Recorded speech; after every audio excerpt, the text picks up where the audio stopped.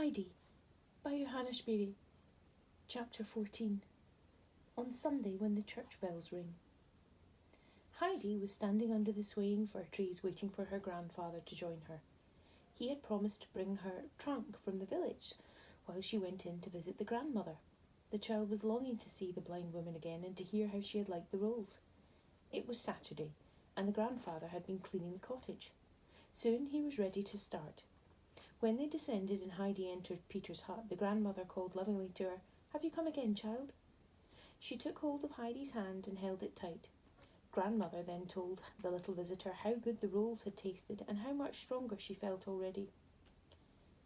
Brigida further related that the grandmother had only eaten a single roll, being so afraid to finish them too soon. Heidi listened attentively and said now, "Grandmother, I know what I shall do. I am going to write to Clara, and she'll surely send me a whole lot more." But Brigida remarked, "That is meant well, but they get hard so soon. If only I had a few extra pennies, I could buy some from our baker. He makes them too, but I am hardly able to pay for the black bread." Heidi's face suddenly shone. "Oh, Grandmother, I have an awful lot of money," she cried. "Now I know what I'll do with it. Every day you must have a fresh roll, and 2 on Sundays. Peter can bring them up from the village." "No, no, child," the grandmother implored. "That must not be. You must give it to the grandfather, and he'll tell you what to do with it." But Heidi did not listen. She jumped about gaily in the little room, calling over and over again, "Now grandmother can have a roll every day. She'll get well and strong. And," she called with fresh delight, "maybe your eyes will see again too, when you are strong and well." The grandmother remained silent, not to mar the happiness of the child. Seeing the old hymn book on the shelf, Heidi said, "Grandmother, shall I read you a song from your book now? I can read quite nicely." "Oh yes, I wish you would, child. Can you really read?" Heidi, climbing on a chair, took down the dusty book from the shelf. After she had carefully wiped the dust off, she sat down on a stool. "What shall I read, Grandmother?" "Whatever you want to," was the reply. Turning the pages, Heidi found a song about the sun and decided to read that aloud. More and more eagerly she read, while the grandmother, with folded arms, sat in her chair. An expression of indescribable happiness shone on her countenance, though tears were rolling down her cheeks. When Heidi had repeated the end of the song a number of times, the old woman exclaimed, "Oh, Heidi, everything seems brighter to me again, and my heart is light. Thank you, child. You have done me much good." Heidi looked enraptured at the grandmother's face, which had changed from an old sorrowful expression into one of joy. She seemed to look up gratefully, as if she could already behold the lovely celestial guardians told of in the hymn. Soon the grandfather knocked on the window, for it was time to go. Heidi followed quickly, assuring the grandmother that she would visit her every day now, on the days she went up to the pasture with Peter, and she would return in the early afternoon, for she did not want to miss the chance to make the grandmother's heart joyful and light. Brigida urged Heidi to take her dress along, and with it on her arm the child joined the old man and immediately told him what had happened. On hearing of her plan to purchase rolls for the grandmother every day, the grandfather reluctantly consented. At this the child gave a bound, shouting, "Oh, Grandfather, now grandmother won't ever have to eat hard black bread any more. Everything is so wonderful now. If God our Father had done immediately what I prayed for, I should have come home at once, and I could not have bought half as many rolls to grandmother. I should not have been able to read either. Grandmamma told me that God would make everything much better than I could ever dream. I shall always pray from now on the way Grandmamma taught me. When God does not give me something I pray for, I shall always remember how everything has worked out for the best this time. We'll pray every day, Grandfather, won't we? For otherwise God might forget us." "And if somebody should forget to do it?" murmured the old man. "Oh, he'll get on badly, for God will forget him too. If he is unhappy and wretched, people don't pity him, for they will say, 'He went away from God, and now the Lord, who alone can help him, has no pity on him.'" "Is that true, Heidi? Who told you so?" "Grandmamma explained it all to me," she said. After a pause, the grandfather said, "Yes, but if it has happened, and there is no help for it, nobody can come back to the Lord when God has once forgotten him." "But Grandfather, everybody can come back to him. Grandmamma told me that. And besides, there's the beautiful story in my book. Oh, Grandfather, you don't know it yet, and I shall read it to you as soon as we get home." The grandfather had brought a big basket with him, in which he carried half the contents of Heidi's trunk. It had been too large to be conveyed up the steep ascent. Arriving at the hut and setting down his load, he had to sit beside Heidi, who was ready to begin the tale. With great animation, Heidi read the story of the prodigal son, who was happy at home with his father's cow and sheep. The picture showed him leaning on his staff, watching the sunset. Suddenly, he wanted to have his own inheritance and be able to be his own master.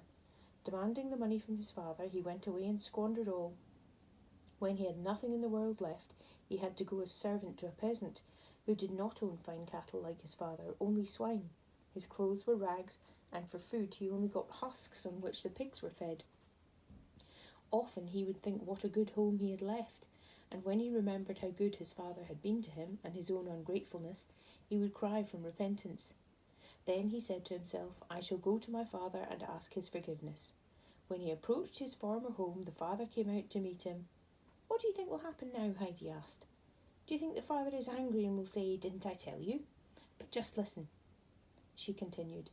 And his father saw him and had compassion, and fell on his neck. And the son said, Father, I have sinned against heaven and in thy sight, and am no more worthy to be called thy son.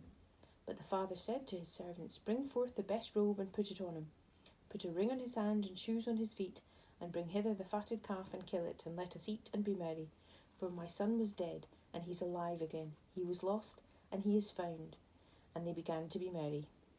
Isn't that a beautiful story, grandfather? Asked Heidi, when he sat silently beside her. Yes, Heidi, it is, said the grandfather, but so seriously that Heidi quietly looked at the pictures. Look how happy she is, she said, pointing to it. A few hours later, when Heidi was sleeping soundly, the old man climbed up the ladder.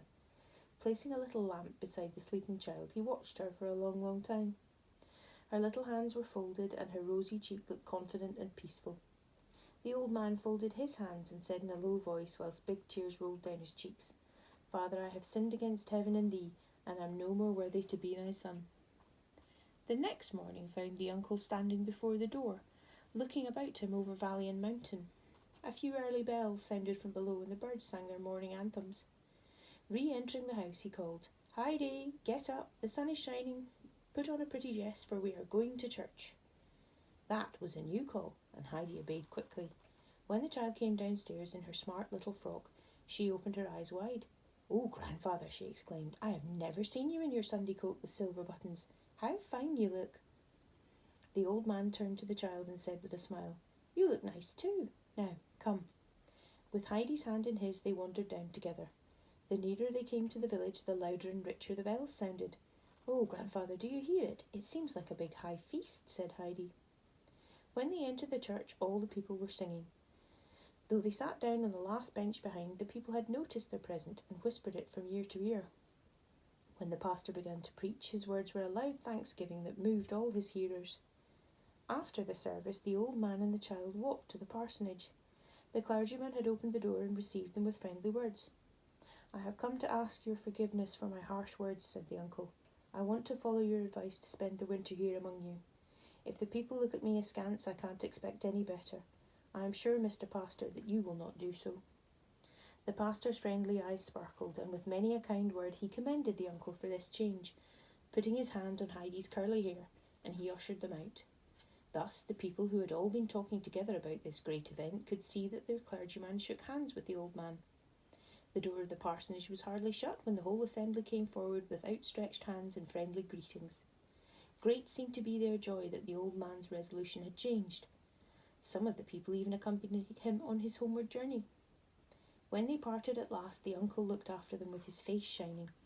Heidi looked up to him and said, Grandfather, you have never looked so beautiful. Do you think so, child? He said with a smile. You see, Heidi, I am more happy than I deserve. To be at peace with God and with men makes one's heart feel light. God has been good to me to send you back. When they arrived at Peter's hut, the grandfather opened the door and entered. How do you do, grandmother? He called out. I think we must start to mend again before the fall wind comes. Oh my God, the uncle, exclaimed the grandmother in joyous surprise. How happy I am to be able to thank you for what you have done. Thank you, and God bless you for it. With trembling joy, the grandmother shook hands with her old friend. There is something else I want to say to you, uncle, she continued. If I have ever hurt you in any way, do not punish me. Do not let Heidi go away again before I die. I cannot tell you what Heidi means to me. So saying, she held the clinging child to her. No danger of that, grandmother. I hope we shall all stay together now for many years to come.